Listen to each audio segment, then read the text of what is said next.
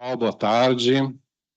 Boa tarde a todos e todas. Sejam bem-vindos. Good afternoon, ladies and gentlemen. Welcome once again. Shall we then resume the afternoon session, IX Forum Fortaleza? Next, we are going to have a number of technical presentations. First, IPv6 by Barazal, following Icon, Daniel Fink, who will talk about the best DNS practices with Kindy. We are also going to have a talk talking about the difference between I6 and 7, coffee break, DOS attacks, another panel addressing peer sharing, and then a Q&A session once the event will be officially over, but you cannot refrain from participating at the beer and gear session. You are all invited to stay with us for this happy hour at 6:30. We are going to start our beer and gear, where we'll be able to drink and chat for around 2 hours. Those who have joined us remotely, welcome back again. But without any further ado, I'd like to thank our sponsors, Vital and Cyborg, for all your support and sponsorship. Eduardo Barazal, you have the floor, please.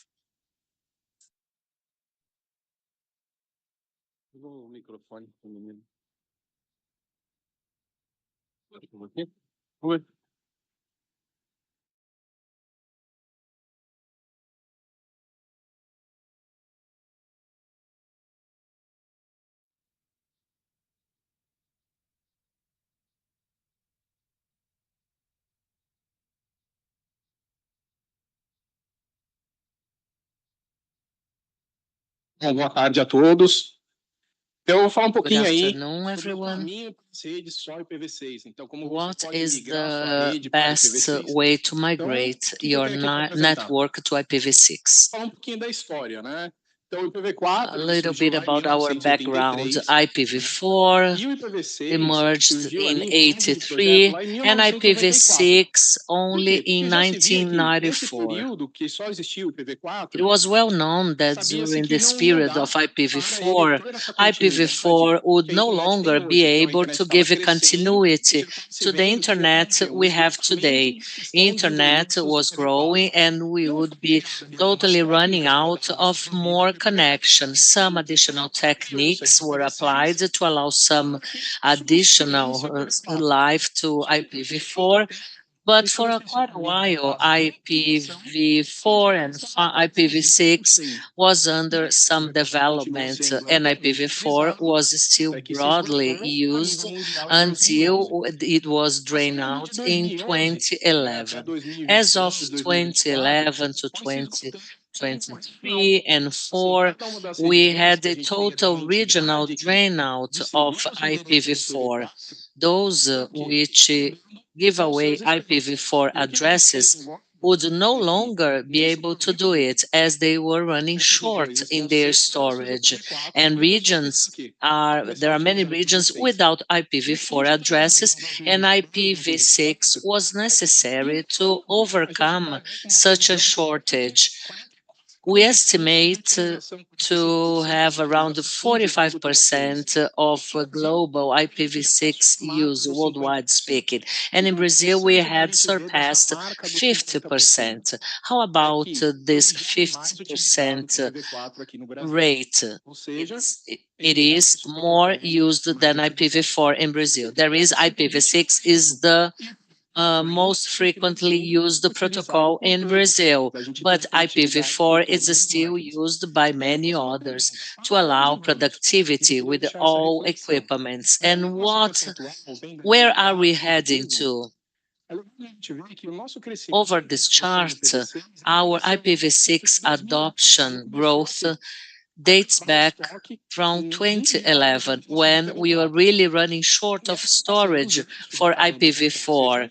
As we were draining out of regional storage, there was a way to try to implement IPv6, but in the very beginning, the adoption was growing really fast, but not anymore. Today, there is a downgrade, a linear downgrade of its production, and we might reach the worldwide score by the end of 2025, where 50% will be the adoption rate for IPv6. We no longer follow that linear growth that we had in the past. What is then the way to head to IPv6 adoption, to continue with IPv4, or maybe work with both? So what is our future scenario? A future with only IPv6, 100% and 0% of IPv4, or maybe another scenario where we might reach somewhat closer to 50%, and then we decide just to use IPv4 and no longer IPv6. Or we even might reach a scenario where both will be used until we reach a certain level of usability. IPv4 will drop, as there are no more IPv4 addresses.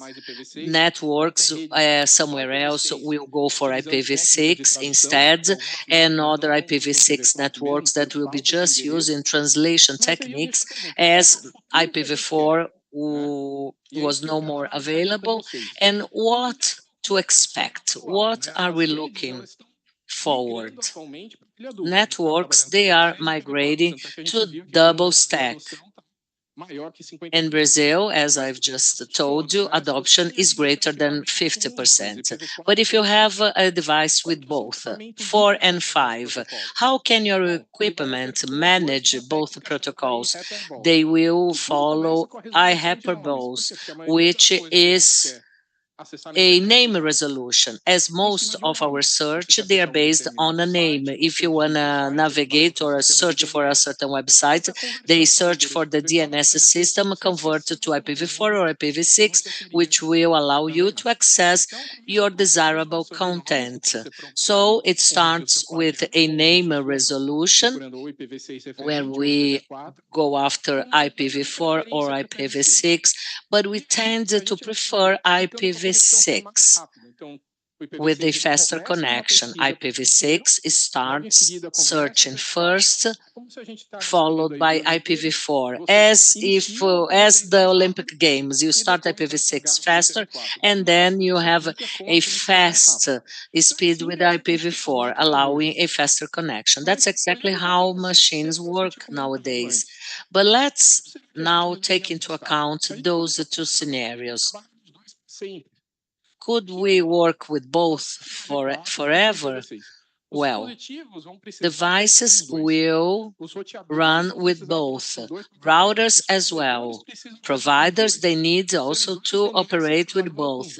DNS servers working with two protocols, developers working programs, developing programs for two protocols, and you as a manager managing two networks, as we have two protocols.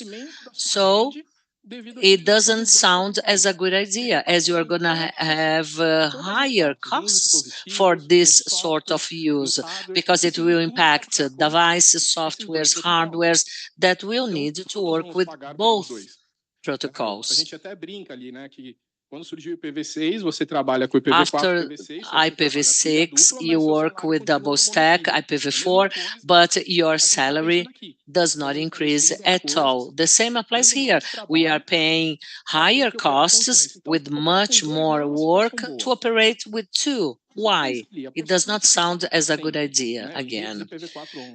Bet on IPv4 forever. Well, as we all know, there are no longer IPv4 addresses.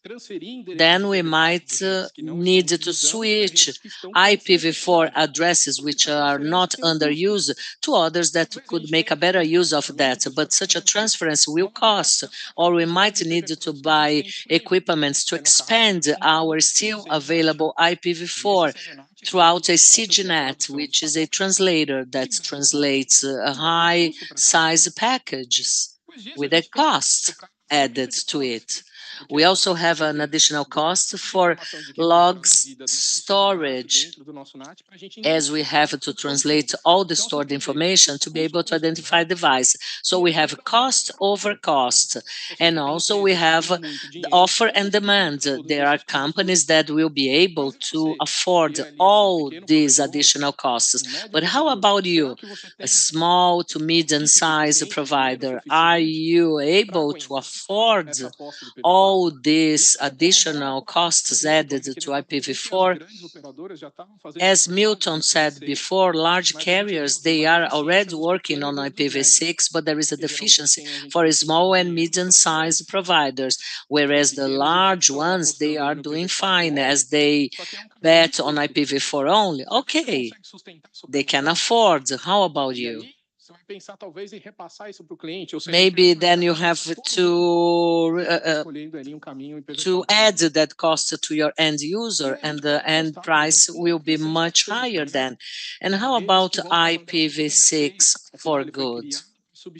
IPv6 has been designed to replace IPv4. Then one day we totally deactivate IPv4 and we stick to IPv6 only. However, it requires some additional training and communication end to end. And people, not everyone agrees with this type of communication. As anything in life, if you don't have a minimum learning curve, the risks are greater. And are you willing to change the way as you operate your network? Some will generate more costs, other less. So it's up to you and where you are betting. We from IX.br, it may sound that we IX.br prefer IPv6 because we believe this is the most beneficial way to the web. But I understand that some of you advocate for IPv4, that you are going to look for transference. But how will that impact your future business? And how can we bet on the IPv6 only network? And we may consider three steps. First, we may start working with a double stack, native and shared IPv4, or if you have any IPv4 left, fine, you may share to your devices. And on a second stage, we may turn it off slowly and we can migrate our network from IPv4 to IPv6 only and let IPv4 working with just a few devices. And once we have them available just in a few devices, it will be much easier to get on a third stage, which is to deactivate fully IPv4. So we will remove it slowly, and by the time IPv6 can move by itself, we shut IPv4 off completely. And how can we get to each one of those stages? First one, usually the most difficult one, but it's just the starting point. On a .br registry, you have a request and you no longer get IPv4, you may be kept on a queue, but you get IPv6 right away, which is the native IPv6. Anything which is operating on IPv4 has to migrate to IPv6. That might require a software update or maybe an exchange of equipment, but you can do that slowly. to allow an easygoing deployment. If I were you, I would emphasize a guidance plan. IPv4 is scarcity, IPv6 abundance. So if we apply on IPv6 what we used to do on IPv4, it's not going to work out fine because they think differently. So you should emphasize a stewardship plan to emphasize and focus IPv6, where then you can work IPv4 on a native IPv6. If you have IPv4 address, you may have them at all devices. If not, you may share it with the CGNet. And this is our recommendation, 106.04/10. Our devices, they have both IPv4 and 6, but they run private addresses. Behind our house, CPE, we have a network 68, but a global IPv6 native. If they want to access any specific content which is just available at IPv6, they can go there directly. How about a content which is only on IPv4? They have to go through that home CPE, translated from a private address to a second private address, as we have a few public addresses and networks, they have to be different. It can be 168 to 10/8, as you can see there in the illustration. But ideally, you should use that figure in red. And then it is taken to CGNet, the router, which is at the other extremity, where public IPv4 addresses are stored. Few IPv4 addresses are stored in the same device, as I can see. But if you are requesting to IX.br IPv6 address, while you wait, you may get a few IPv4 blocks to allow you to place them in your CGNet, as you still have to wait in line. In the meantime, you can work with the CGNet, allowing you connectivity in the meantime, as there are many devices which just run on IPv4. I told you that our availability of the network is around 50%, but there might be places in the globe where IPv6 is still available, just IPv4. So connectivity is key. That's our first step. Second step is still with native IPv6 all over the network, and then we have to worry about managing just IPv6 network, as we will be deactivating IPv4 of our network. In the prior scenario, I'm giving IPv4 to everyone, and I store it in a CGNet. Now let's remove IPv4 from the network to work as if they were a service, and to keep IPv4 in a few machines, translator devices, proxies, transition techniques. So in the future, we just deactivate IPv4 of those specific devices. Transition techniques. Transition techniques, they should not last long. They are just a way to help us to take us where we want to go, which is a native IPv6. Net64, this is a package translation. You translate IPv6 package to IPv4, and a well-known prefix is used, 649B. So we're going to work with that if anyone wants to communicate to an IPv4 only machine, a translator device will be required to allow such a communication. But if you need IPv4 within any one of your network applications, that will not work. What should we then keep in mind regarding transition techniques? Not all websites, neither all services can be accessed. Therefore, that software might be a software which most of your clients do not use, and still they need the IPv4 address. And then you are going to bother because a certain software cannot be visited and the technique will not be applied just for that reason. It doesn't make any sense at all. As far as we know, anytime transition techniques are applied, we see no problem whatsoever, except if there is a customer that needs something too specific. But if you're dealing with a network that someone will need something else, then you just supply that information to that client who will grant an IPv4 access, and all others will remain with the other access. Until that service is updated in the future, you'll start working with IPv6, and then you can remove the client with IPv4, no problem.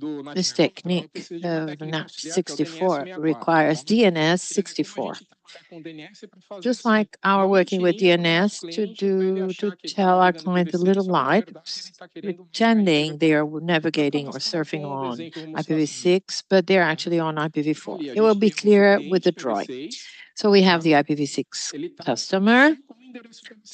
They just have IPv6 address is in the diagram. They want to communicate with a machine that only has IPv4. What do? They talk to the DNS 4 or 64, and then they seek the address related to a website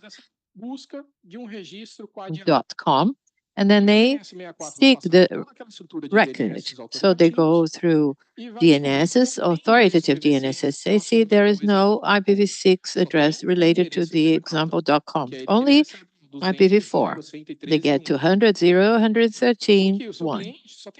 But a client only has IPv6, and you find out that they want to access someone that only has IPv4. So what do? You need to tell them a lie. So you have the DNS 64 that transforms answer A into quad A with the prefix 64FF9B. And they have the IPv4 address in there. Your machine will access this device using this IPv6 address and your own. And it will converse with this machine called NAT64. It will send a package to this NAT64. And what will happen there? The translation from IPv6 to IPv4. In other words, all my IPv4 public addresses will be in this machine that is NAT64.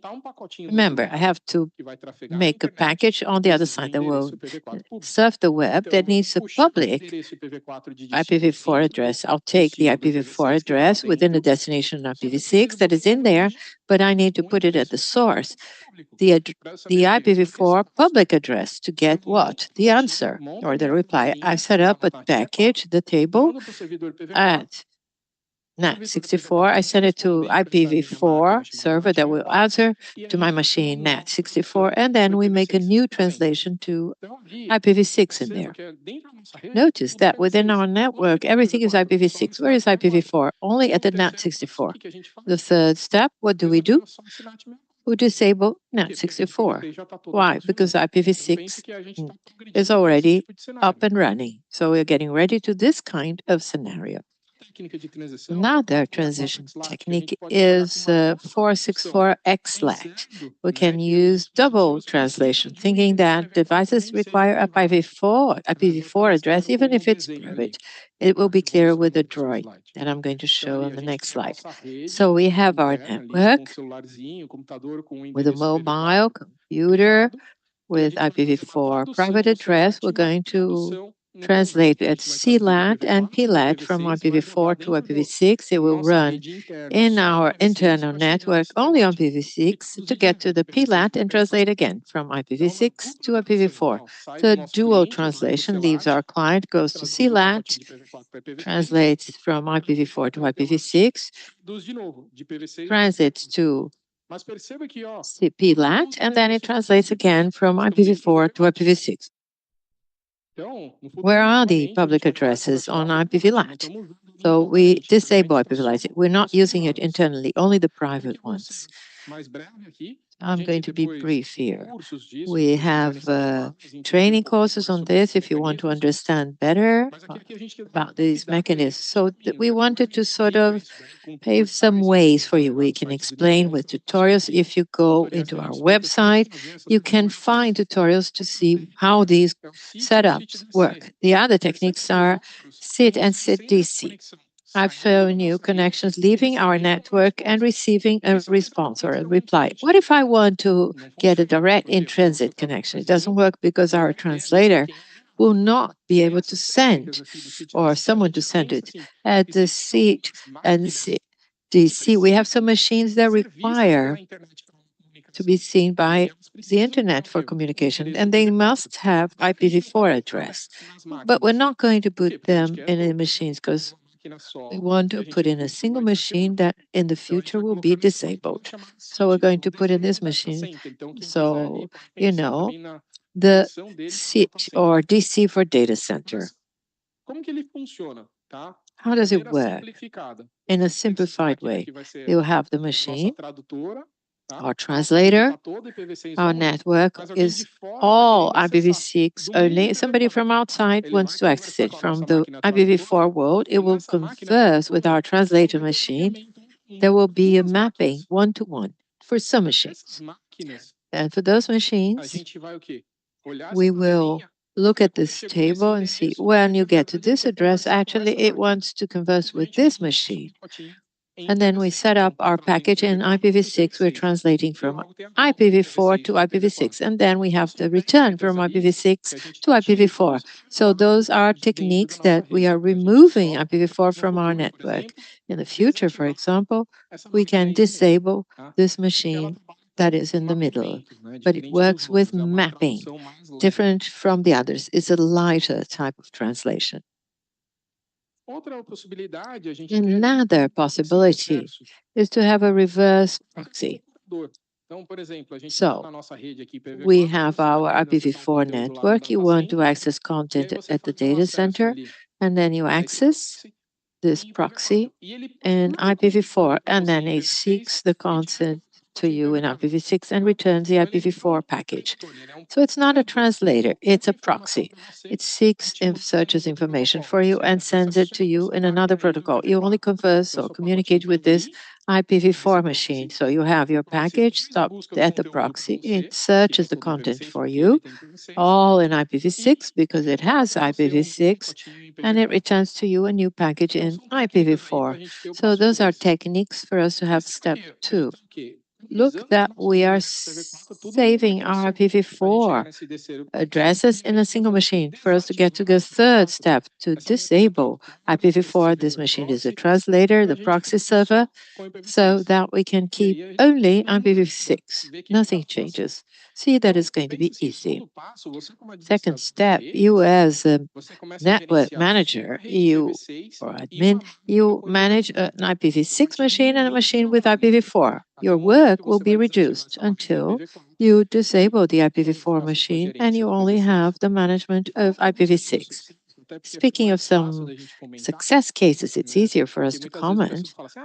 People say, well, has anybody done this before? Will I have to be a pioneer here? So there's a Swiss company using NAT64, DNS64. They made it well documented. They work with a load balancer, so you can even host at their data center some content which is IPv6 only. Nobody's going to access my content in this data center.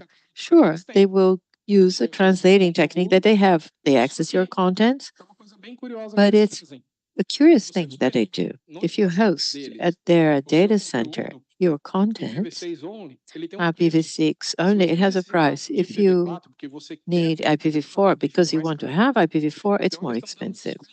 So they're giving discount for those that only want IPv6 only, because there is little for IPv4. Facebook since 2017 has been working like this, using proxies. They've documented it in various presentations. If you want to read it, they have papers you can read, so they can actually have a IPv6 only network, internal network. I'd like to talk about the challenge that is BCOP, that we're going to award the best networks. The base criteria is the implementation of IPv6. So what do? We want to know how people are adopting IPv6 and for DNS, anti-spoofing, and I'd like to know if people are doing the right thing. If they're not, we take points. And then we take points that would be percent points of the measurement of IPv6, and then we rank everyone. So we have the award at the beginning and then at the end of the challenge. So I invite you all to take part. We have this registration time in August to take part. You just have to access this URL. You need to have the pass and the cement server. Why is it good to do this? You're going to have other benefits. PAS is a portal of the autonomous system. You're going to see how your network is doing. Once you go into your network, you see IPv6 best practices, and you're taking part in the challenge. If you win, you're going to be awarded, including trips and also sponsorship. We're thinking both in the expert doing things and also the company that is implementing. So both win. We recommend all of you to take part, go into PASS, in addition to a portal of autonomous system, to gain all these measurements, to understand how your network is doing, for you to install the server cement. You're also taking part of the award of IPv6 of the BCOP challenge. This is more or less what I had to share with you. I think I've been going over my time. It's blinking red. I thank you all very much for your time.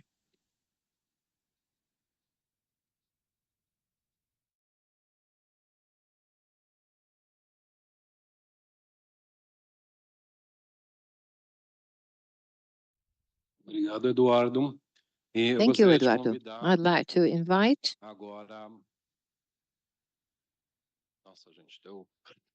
Daniel Fink da ICANN. Daniel Fink from ICANN to talk about kindness. Vem, Daniel.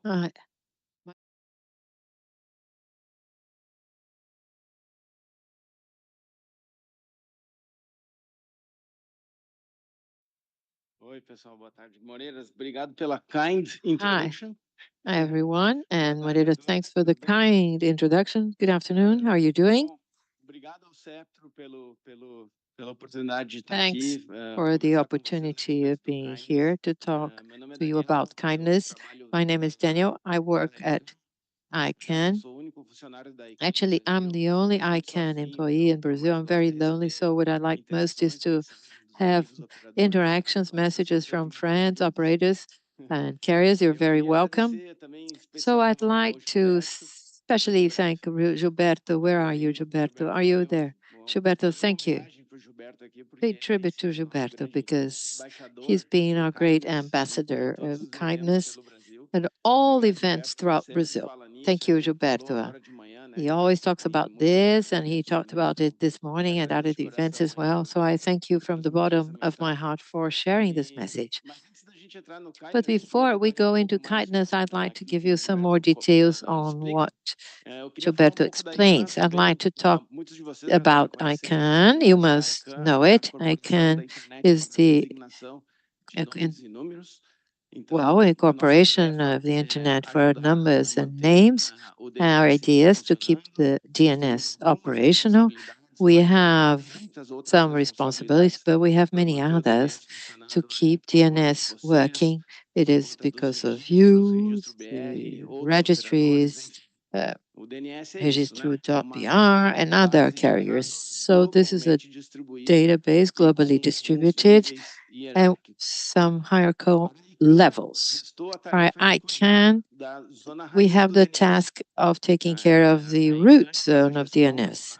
ICANN manages the root zone. It adds records to the root zone. It removes when necessary. It is at the root zone where that we created .com.br, the first reference of our computers when we make or when we surf the internet. Every computer knows what's the root server they need to query. How does ICANN do that? We do this in a multi-sectorial way. It was born multi-stakeholder, as we say in English. Multi-stakeholder, everyone that has an interest may take part and help make a decision. I don't need to have a job. I don't need to be elected.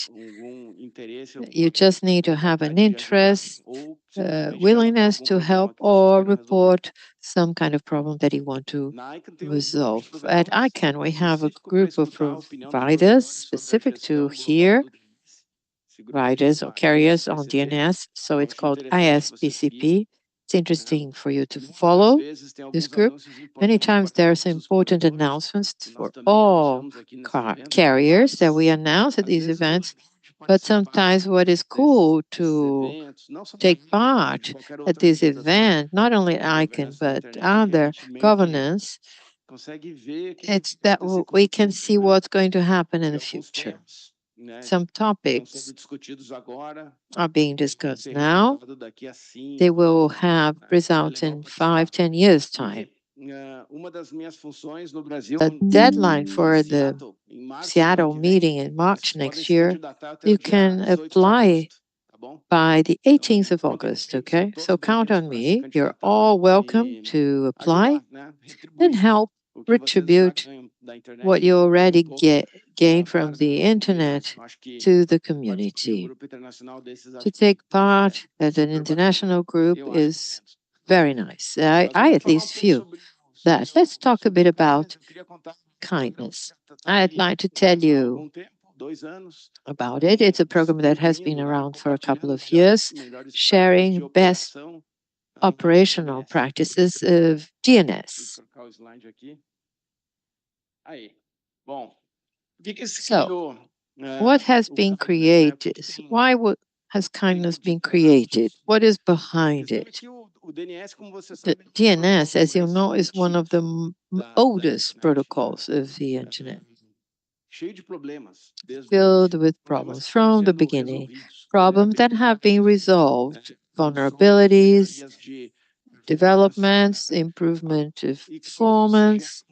And with that, a lot of documents are generated and a lot of knowledge is generated as well. To be an expert in DNS today, you will need to have full knowledge of at least 300 RFCs. So thinking about a network provider, an operator, or an ISP, how can this be possible?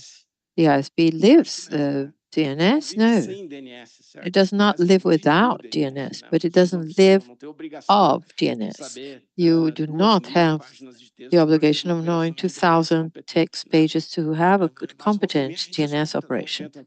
Every now and then we hear saying that I have to connect my DNSSEC, so they're going to change the cryptographic keys. How can we actually stop running after our tail? What can I have? How can I have a competent DNS operation within my ISP? This is what we wanted to do. Those that live on DNS are our group from Registro.br, the ICANN people. We have experts in this area, but it is not feasible to demand all of that from an ISP. Right? It became complex. We have more vulnerabilities being explored in the DNS. Only experts are able to follow that. New questions on DNS arrive every day. Well, I have to put this over here, DNS on HTTPS, DOT, DOH. What will happen to DNSSEC? How can I consolidate all of this in a simple way to be implemented by my technicians and my ISP? That's kind of how kindness has been created. What do I need to have an operation, an effective operation? We have talked to our own experts. Kindness, knowledge sharing, norms of naming and security. So I have to talk to those who work with the recursive. What can I effectively do, which will reflect at the other spectrum? Why is it so important that they should all have implemented DNS? DNS has the man in the middle. It's useless to have .br or icon carrying out all key signatures if those keys are not being validated from a recursive standpoint. Well, we are all here, we are doing whatever we have to if the other side is not doing or worrying about the keys that you have just published. Kindness then aims to take that information free of charge in a very straightforward way to allow speed and security and not wasting any time with DNS. Kindness aims to encompass best practices, not just for vendors, but also for others who operate authoritarian domains, including domain operators, first level, second level. So this is a schedule for those who have permission, authority to operate, and below, recursive developers use. Those who will be affiliated to kindness, you have to understand all this jargon and the three classifications, closed and private, for companies that use them for their own purpose. They are non-internet providers, but they use that to their employees, collaborators. This is the type of closed and private provider. Then we have private but shared. So it's a private company which shares that information to others. Here where we have most internet providers and publics and public. Do we have anyone in the room here?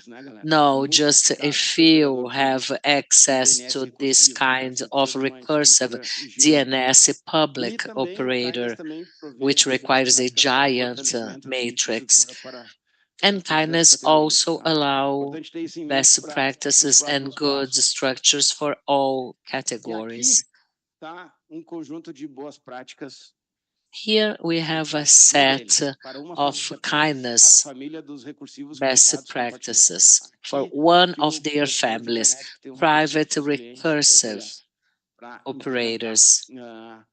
This is the table that you have to follow to implement kindness best practices. Kindness has a total of 8 of them. First one, DNSSEC should be implemented and validated. Most softwares in their last version, they update DNSSEC automatically. This is our first one recommendation. I mean, kindness first one recommendation to have DNSSEC activated.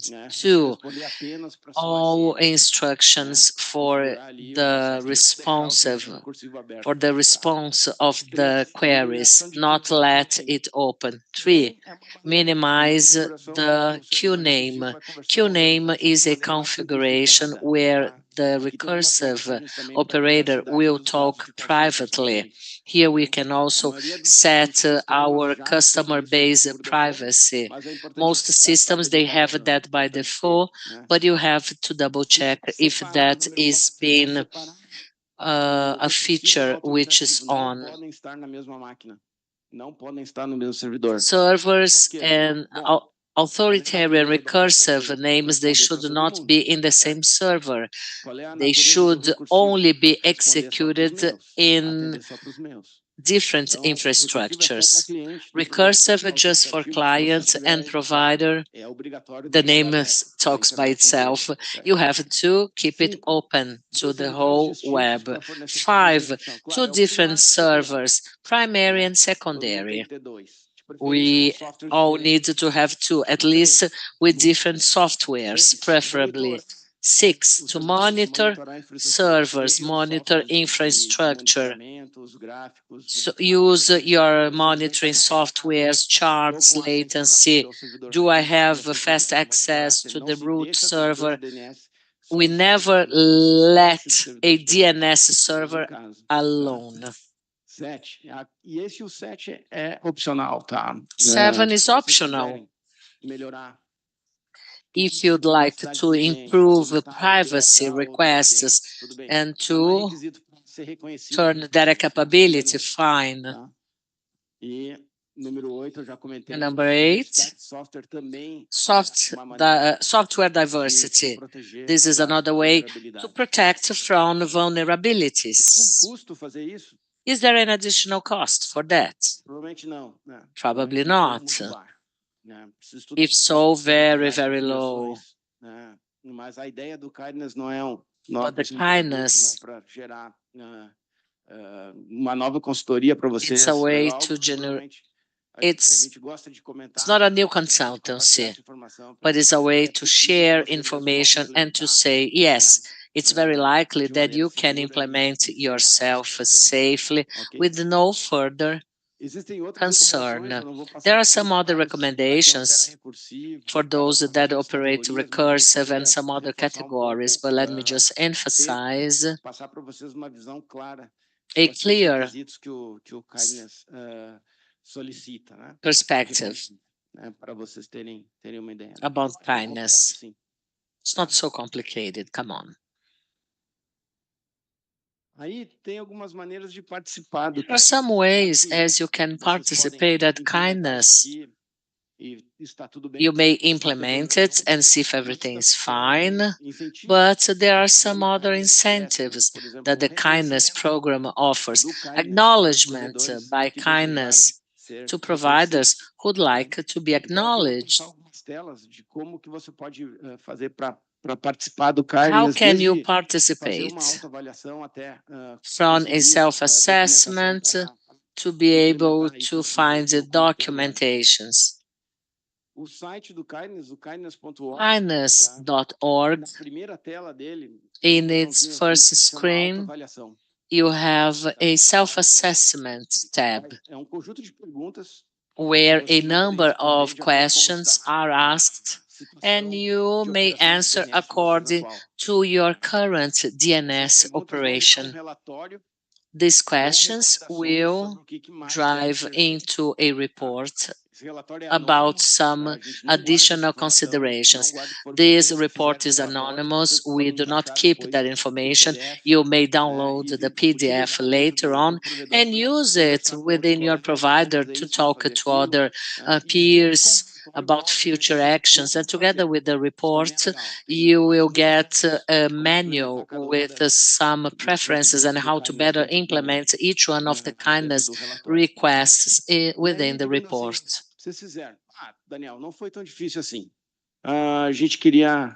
Well, you try it and don't find it so hard, but you decide to say that you are a standard kindness operator.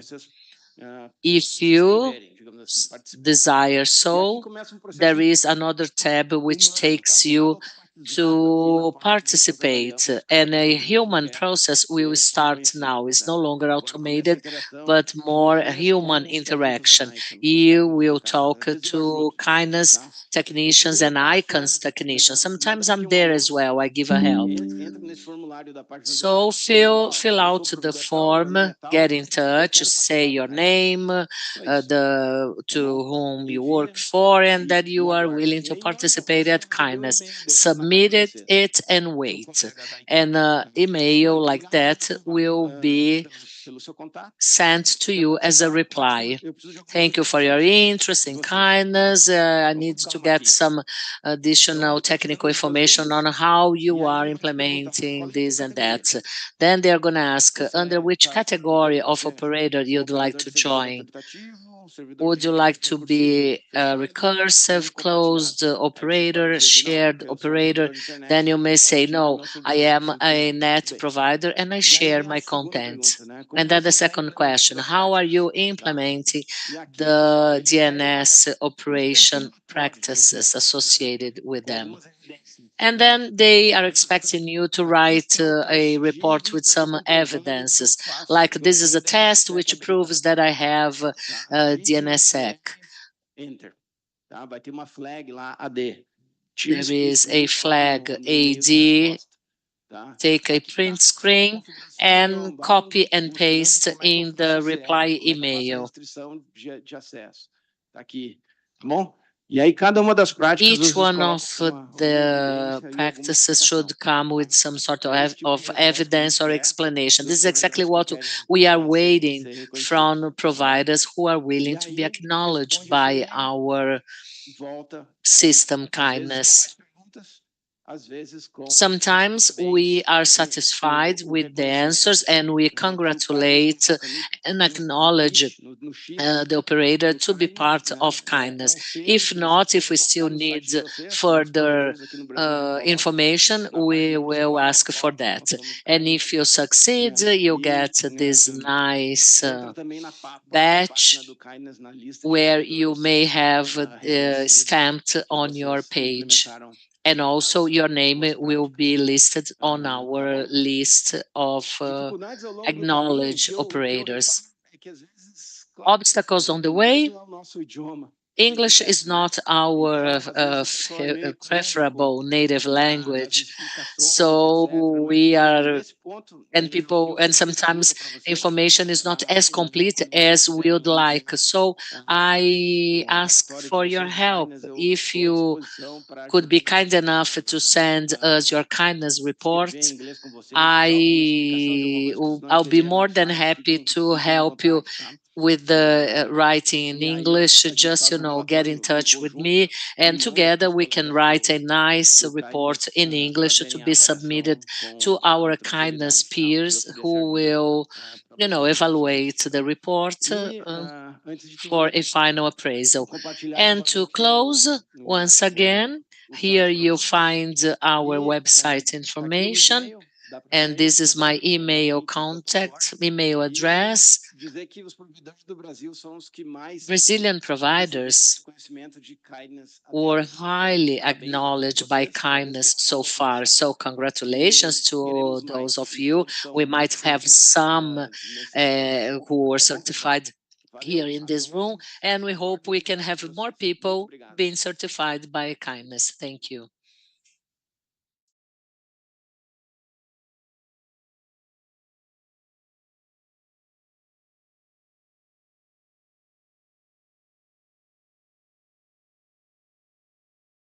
Pessoal, temos ainda 5 minutinhos aqui da apresentação.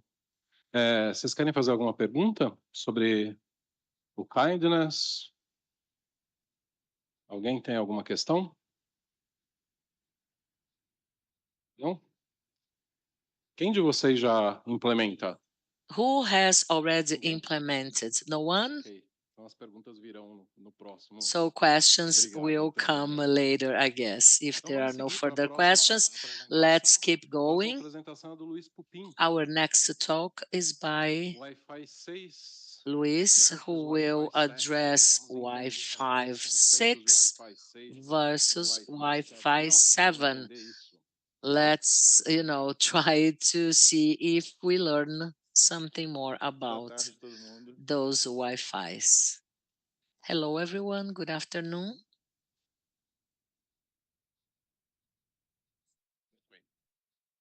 Bom, a intenção da apresentação não dá para ser extensivo, a gente não vai My falar goal tudo here today is not covering everything, so I have selected the main differences and the most important one, and which components are responsible for the development of Wi-Fi 6 and Wi-Fi 7, and what are the main features that will take ahead this protocol. Wi-Fi 6 is a new protocol. Many don't even have it implemented yet, and Wi-Fi 7 is just, on the door. And we expect to have Wi-Fi 8 by 2029. So it's high time that we learn, that we improve our learning curve as quick as possible. If you are willing to deploy Wi-Fi 7, that is already available in the market. Even the standard has been signed, which will be signed during the second half, but products are already on sale. I will give you a background about Wi-Fi and why we are here talking about Wi-Fi evolution, and I'll try to place that into a timeline. Technologies which are encompassed and applications that would require Wi-Fi 7. Who am I? Well, my CV is available to you, and I am as a head of training for FiberX training. And I am an AGC SI instructor for Datacom. Wi-Fi background or evolution. Here we go. Wi-Fi is not so old, which sounds that we are all younger as Wi-Fi. I work with Wi-Fi since its first development, since its first generation, which would work with those amazing 2 megabytes per second of max transfer management. Then it evolved to A, B, G, M. Many managed to understand Wi-Fi during the M phase, where we have MIMO, M-I-M-O, single user MIMO. We even had multiple input and multiple outputs, but yet for a single user. And OFDM as a codifier to the technology. After some evolution in 2013, we finally have Wi-Fi 5, which just worked with 5 giga range. However, it did not work fine. We know that a 5 band can be very restricted in some coverage areas. So in the development of Wi-Fi 6, once again, we had 2.4 allowing better coverage. And the main differential between 5 and 6 is that Wi-Fi 6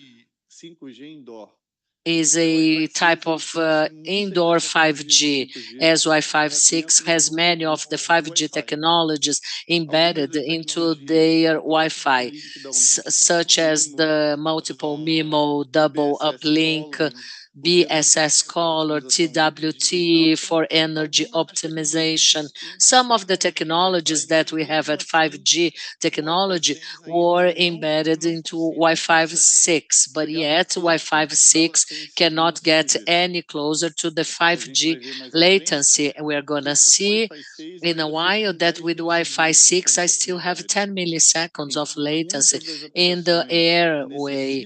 So many of the applications which require really high speed, and by high speed, I mean very low latency. Please do not make a confusion between band and latency, but by slow or low latency, Wi-Fi is not able to meet the requirements, and they would consider 5G indoor with a private 5G project to meet high velocity IoT, Internet of Things, because with the Wi-Fi was just impossible. And Wi-Fi 7 now is very close and able to reduce even more the latency rate to overcome the needs. What we see here is an increase of possible applications. Not only possible applications, but during some time we have development of new applications, and those new apps require increasingly more latency, bandwidth, and availability, reliability of the network. So all the Wi-Fi generations that have come since the very first, they increase technologies to increase reliability, reduce latency times, and increase bandwidth. To give you an idea, Wi-Fi 6, we're talking about up to 10 gig air. Wi-Fi 7, the products we have available are about 27 gig air, and the standard protocol expects us to get to 40 gig of available bandwidth with the access points of Wi-Fi 7. Here we have the acronym, the alphabet soup, our Wi-Fi 6, 11, X, and 7, which is 11BE. Here, just briefly, the comparison of technologies between the two standards, and then we're going to go into each one of those technologies and talk a bit more about them. Main difference from Wi-Fi 6 to 7 in the frequency and is the 6 gigahertz availability. People say 6 gigahertz was in the Wi-Fi 6E. Wi-Fi 6E, the only difference to 6 and AX is the inclusion of the 6 gig frequency. I don't have an increase in availability. There's no increase in reduction of latency. There is no any benefit except for the inclusion of 6 gig band so that we can reduce interference. Since 6 gig band was a band that was not used for this kind of indoor application or Wi-Fi. That's why we see many of the manufacturers are skipping Wi-Fi 6E. Some manufacturers have the Wi-Fi 6 access point. They've launched Wi-Fi 6E, and then they're going to launch Wi-Fi 7. Some manufacturers will not have the availability of Wi-Fi 6E. They will skip standard. Why? Because as I showed on the timeline, all the access points for higher generation support previous generations. So they are back compatible. So some manufacturers thought, well, what's the use of developing a whole new chip to support 6 gig frequency if I have no additional technology and Wi-Fi 7 is already there? 6E was launched, if we count in terms of time, were a year, a couple, 2 years before Wi-Fi 7. The development time did not enable manufacturers, and so they skipped directly to Wi-Fi 7. Those that have launched the product in Brazil, we have at least 3 manufacturers with Wi-Fi 7 launched, approved at Anatel and for sale. That has skipped the 6E technology. As to the channel bandwidth, maximum bandwidth Wi-Fi 6 had was 160 megahertz. Wi-Fi 7 was up to 320 megahertz. Further ahead, I'm going to show you the bandwidth calculation equation. So for each of these items, we include the bandwidth, modulation mode. Every item we move or multiply in the formula to increase the available bandwidth in the system. As to the modulation mode, 1024 was the maximum. In Wi-Fi 6, we had 1512 in Wi-Fi 5, and now we move to 4096 in Wi-Fi 7. Another difference is in the case of is in the MRU, multiple resource unit. One of the great advantages that we have with Wi-Fi 6 is MRU, and Wi-Fi 7 allows the multiple resource unit. So whilst in Wi-Fi 6, during the transmission time, I could break down into pieces the transmission time and send each block to each user that was trying to communicate simultaneously. The users could not use more than one resource unit during that time window. It was one resource unit per user at Wi-Fi 7. Sorry, he apologizes. And this caused waste. If I had fewer users than resource units trying to communicate, I would throw away the resource units that were remaining. In the case of Wi-Fi 7, I have the multiple resource unit technology. I can tap into the exceeding units that for users that are trying to transmit more information that would have to be waiting. That's why I can reduce latency from Wi-Fi 6 to Wi-Fi 7. And the last item of technology that I felt was important to share with you is the multi-lake, which is one of the technologies of 5G that was introduced in Wi-Fi 7 as well. And that's interesting because up to Wi-Fi 6, if I connected to a 5 gig channel, I would only communicate through that channel. If I connected to the 2.4, I would only use it. Wi-Fi 7 will allow my customer to connect to multi-channel in different frequencies, and I'll have the option of adding those channels or using them as contingency. I can do load balancing between those or do, contingency between the two with the same customer. Of these technologies, all of those I've mentioned, we're going to dive into each of them. The 6 gig band. We can have a very clear notion of the 6 gig band in terms of its benefits. If we look at 2.4, if I have a 20 megahertz channel, minimum channel that I must have, 2.4 have 3 available channels. 5 gig move to 25. At 6 gig complete, I move up to 59 available channels. What's the big issue we have in a multiple access point? The interference between channels. So at 6 gig, I may have 59 channels.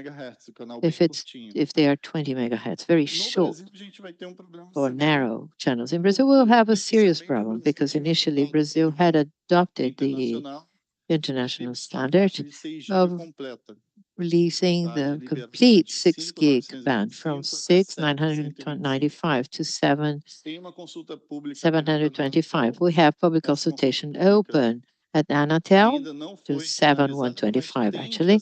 So it's not finalized. It tends to be ratified so that we can only use the initial 500 megahertz of this band, and the next 700 megahertz would be available for later auction for carriers. Well, initially we had followed the world trend, which was the complete band. Anatel stepped back and launched a public consultation that should be confirmed. That follows the European standard. Europe already applies this standard, restricting the band of 6 gig for Wi-Fi only for the Qual é o initial problema que isso traz pra 500 gente? Lá megahertz. no canal, What's the problem for deixa eu ver us? uma coisa. On the channel, let me check something. Aqui, eu acho que a imagem que eu coloquei ficou cortada porque não colocou I o canal think de the image 320. is Lá cut no here because canal I de don't have the 320 320 MHz, channel. a The gente 320 teria channel, 3 canais disponíveis we de would have 3 320 available MHz channels of nessa 320 faixa de 6 megahertz GB.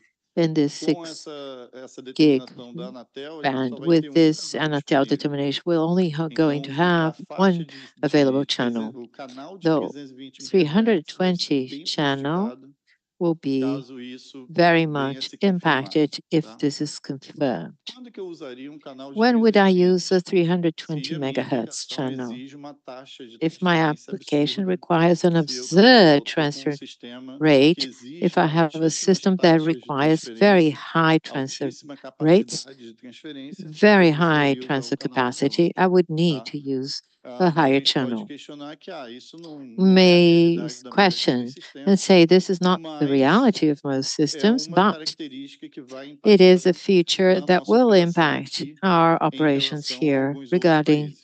some other countries.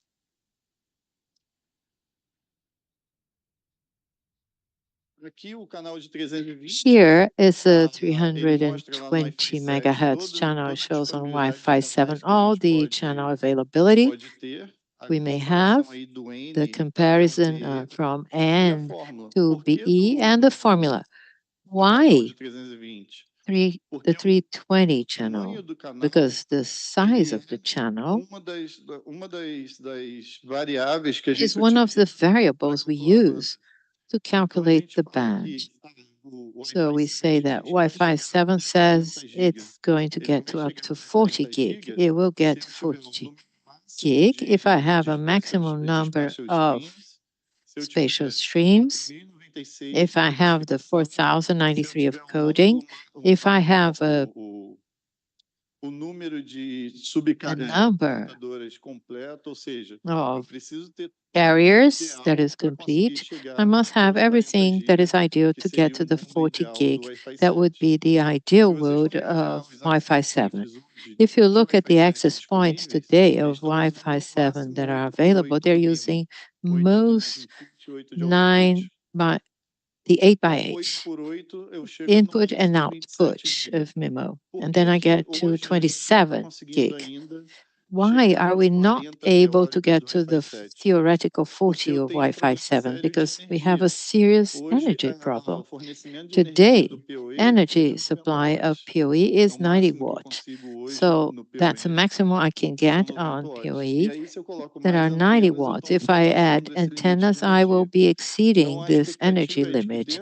com The o expectation is desenvolvimento that dos with the dispositivos, a gente development of the consiga ter uma devices, economia de we energia would be para conseguir able colocar to mais save antenas e aí energy to sim be able to chegar place more ao antennas teórico de and then 40 get to GB the do Wi-Fi theoretical 7. 40 gig of Wi-Fi 7.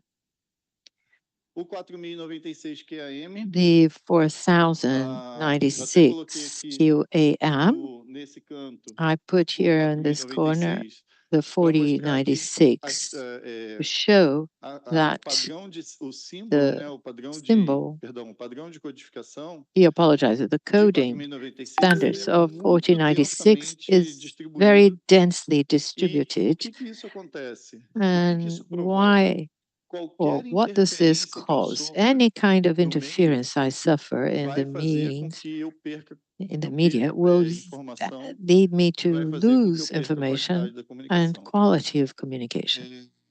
Não é só a codificação do It is not 4096 the que traz coding of todo o benefício. O Wi-Fi 4096 7 that é brings all the esse, benefits of é isso Wi-Fi que eu 7. quero mostrar aqui. This is what I want Eu to até show here. pergunto no And próximo I slide even ask on se the a maior next quantidade de slide bits if por the símbolo garante greater sozinho a number mesma of bits performance. per symbol Não ensures by vai itself garantir better sozinho, porque performance. se No, você it olhar, won't. Because if you no look 4096 eu aumentei at the só 2 bits. 4096, I've only increased 2 Foram só bits, 2 bits a mais em only relação 2 ao additional 1024. bits regarding the Com 2 bits eu tenho 1024. With 2 20% de bits, I have melhoria. 20% O que isso improvement. quer dizer? What does Se no this Wi-Fi 6 mean? eu tinha If 10 on GB Wi-Fi 6 teórico, I had no Wi-Fi 10 7, com theoretical 2 gig, bits, Wi-Fi 7 with teria 2 12 bits, I GB a would mais. only have 12 additional Não teria bits. 2 GB a mais, eu teria só 12 To GB. I will have 12 gig. It's not the 4096 that will make it easier. The 4096, you're probably only going to be able to use it in the 6 gig network that has very little interference. The other thing I like to show here is the following. Well, I'm talking about a network that will transport 27 gig, monstrous rate of data if it will transfer if you make the ideal project. If you are in an environment in which you have no interference from other networks, Wi-Fi uses shared media. Anything interferes. Any interference will make you, even if you have the 4096, you may use the 256 because the interference is so high that it cannot differentiate symbols, and you cannot use such a densely populated standard. That's why I say that what happens to the poor signal to noise ratio. And then that's what happens to the 6 gig band. We expect that in the next few years, the 6 gig band continues to be exclusive for Wi Fi, helping us to have a more silent environment with less noise so that we can have the possibility, all the bandwidth ability possibility that Wi-Fi 7 will bring to us. OFDM-A, that's a great novelty in Wi-Fi 6 and was also incorporated in Wi-Fi 7. Here I make an analogy of the truck to try to show you what OFDM-A. In Wi-Fi 4 f 5, I had OFDM. What was that? I had multiple trucks, but each truck was designated or assigned for a single client. If the customer took the whole truck, okay. If the customer did not take the whole truck or the trailer, the carrier it had, it would waste band. I had absurd spectrum waste with OFDM. Wi-Fi 6 brought OFDM-A. I could get that truck and split it. I could get 8 subcarriers. I could split. Before, I had one user by each subcarrier. On OFDM-A, I can split every subcarrier into bits or pieces for various users. And then Wi-Fi 7 has brought this as well. Within the same truck, it is as if I could break down into spaces. I would create spaces in this trailer, and each client would have access to that trailer on Wi-Fi 6. With Wi-Fi 7, with MRU, I can have access as to how many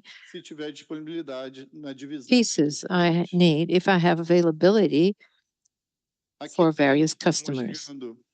Here I have the picture of what would be the resource unit on the OFDM-A. I can split it in sizes. If I have a network with very high competition, many people competing and on that space for Wi-Fi, I can split it into or break it down into small parts. So each user will have a small part of transmission during a period of time.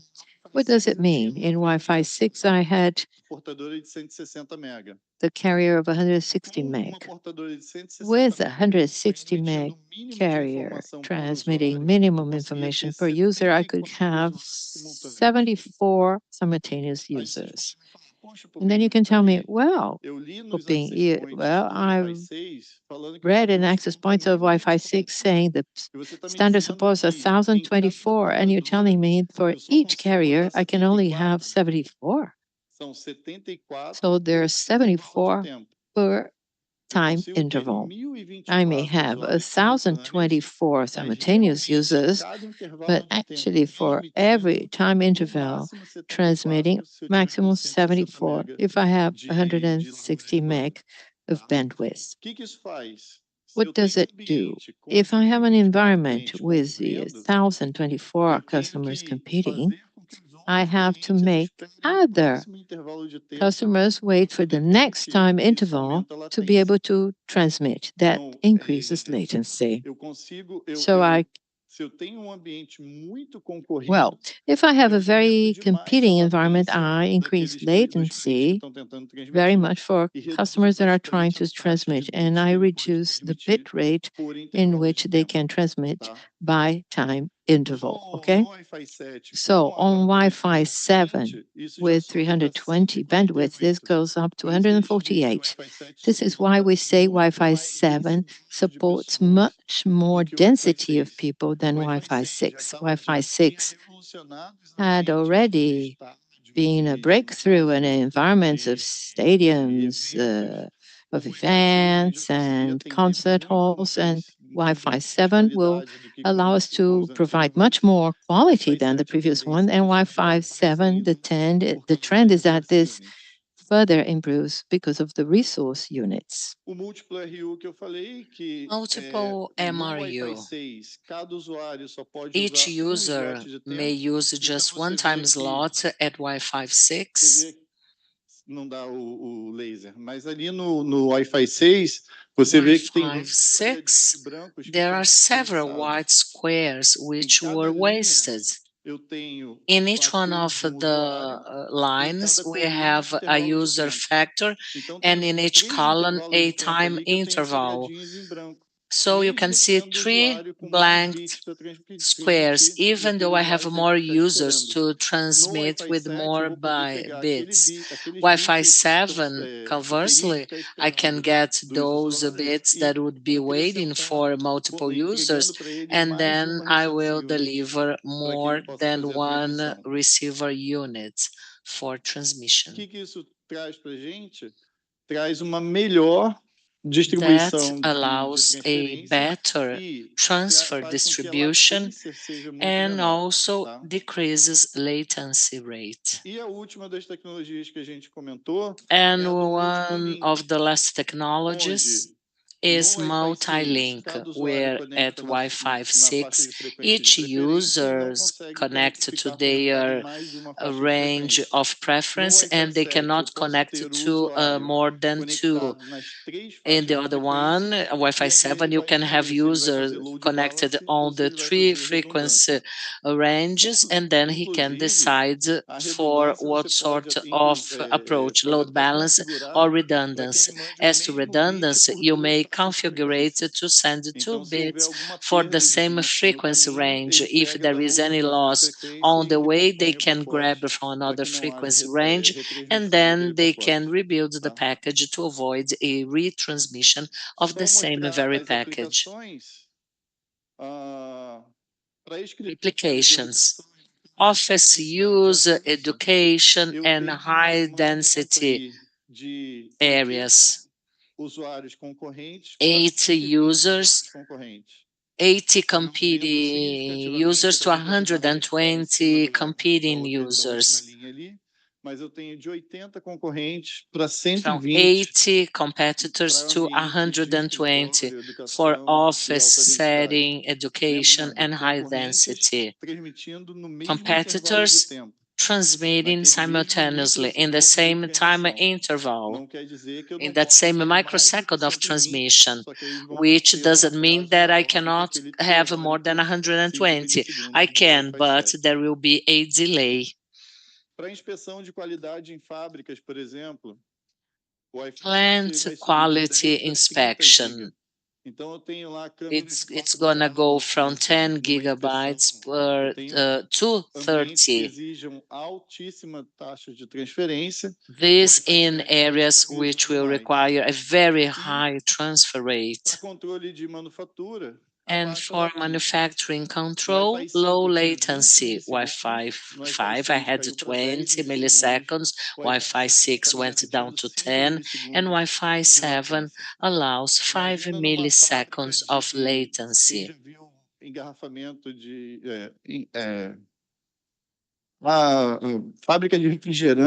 Like soft drinks plants where they have to bottle the drinks, the latency of 20 milliseconds is very fast and much better than 10, especially if we are talking about a automated line of manufacture where a robot is working. That 20 milliseconds is very close to the theoretical 1 millisecond of 5G. Plants today, they have to consider indoor 5G due to latency, and that low latency may work as a good pre-requirement to meet their needs and demands. So Wi-Fi 7, there is a trend for Wi-Fi 7 as an option for those applications where today 5G is the only option available to meet high performance, latency, high productivity, and so on and so forth. I still have 4 minutes left. If you have any questions, feel free. And I apologize, I did not have here my contact information. But you'll be around so people can just, approach you and talk to you. I have a comment to make before. Public hearing is over. Yes, they closed last Tuesday. Yes, I didn't have time to update myself. I gave a lecture on Monday. It was still open, but it's closed now, the public hearing. Hello, everyone. I'm Jordan. I am here representing the Communication Ministry. How fast could it be the adoption or implementation of this new 5 gigahertz implementation and the industry adoption for new protocols, IPv6, IPv7, as to investments? Because there is a need to exchange all the equipment layout, isn't it? Yes, today there are remote devices, mobile devices, which may support Wi-Fi 7 chips and access points as well. As to Wi-Fi 6, those who have to renew their networks, they were considering Wi-Fi 6 and they were adopting a Wi-Fi 6 due to cost. A cost of Wi-Fi 6 today is very similar to a Wi-Fi 5. So it's useless to find a Wi-Fi 6 network today if you don't have any future protection and you have to weigh pros and cons. We have 3 manufacturers today which made available access points to the technology. And I believe that by the end of the year, some other manufacturers, they will have their products approved by Anatel, the telco. And in 1 year time, we may have similar prices. And then those who will develop new networks will directly adopt a new standard to protect future investments. Yes, users' equipment, they have to change their layout. Indeed, if I have a Wi-Fi 7 network, all new devices will get connected as well as the old ones. So Wi-Fi 4, I have device Wi-Fi 4 connected, which will connect smoothly, even with some additional benefit, because the hardware has a more more process power, even better than previous models. Any other questions? Yes, we have time for one last question. I am from the Federal University of Ceará. My name is Rodrigo Porto. As to, high dense settings, even dense for 5G, where they have thousands access points that they need for coverage, which is quite limited. Is there any sort of advance of Wi-Fi 7? Yes, I did not list that in my presentation because, as I had just half an hour, I decided to go for the best technologies. But as to Wi-Fi 6, we have a BSS coloring, a technology that even though there are multiple access points in the same channel, there is a color code in the channel which will reduce interference. Wi-Fi 7 has inherited that technology and improved it. So if on Wi-Fi technology, I would have multiple access points, interference in the same channel, but that can be easily reduced. And almost all manufacturers, they are adopting in their managerial system the signal monitoring. And I decided not to list that in my presentation because I work very closely to a manufacturer, and for no conflict of interest, I prefer not to mention it. But there is like a Smart Zone 19, which directs the signal to an area where an antenna is more necessary.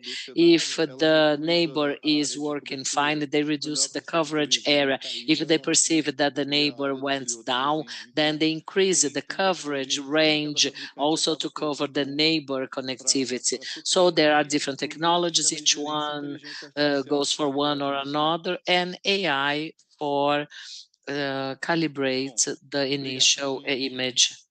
That's it from my side. Thank you. I'll be at your availability. Thank you.